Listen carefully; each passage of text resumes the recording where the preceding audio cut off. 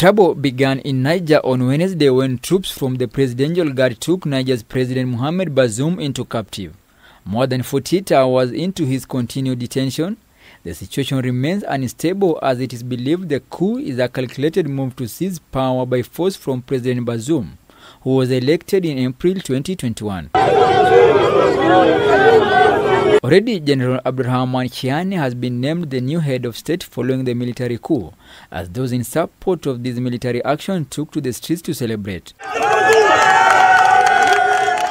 Africa suffered a serious setback in its democratic gains. President Ruto has weighed in on the matter, terming it retrogressive on gains African nations have made so far.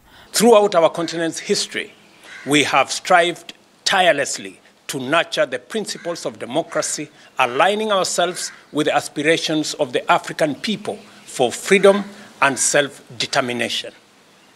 This fundamental norm is crystallized in Article 4P of the Constitutive Act of the African Union, which unequivocally condemns and rejects any unconstitutional change of government. Ruto, who joined other global leaders in condemning the coup, stated that democracy was subverted by unconstitutional change of government. The resurgence of military coups and attempts to subvert the will of the people on our beloved continent demands a united and global response to hold those responsible accountable for their actions. The head of state also called for the immediate release of Bazoum, as he offered his hand as Kenya's president whenever it was needed.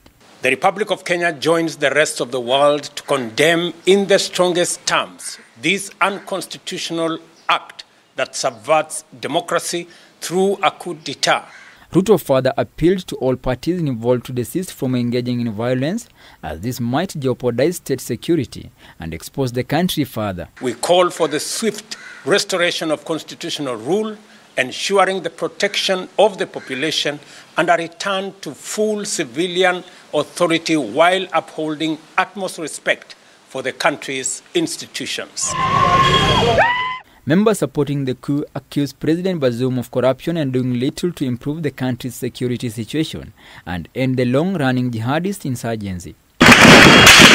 Following the military takeover, the elite guard sealed off access to President Bazoum's residence and offices after talks with the regional bloc ECOWAS representative collapsed. They also went ahead to close down the country's airspace and borders. Franklin Wala, K24 TV.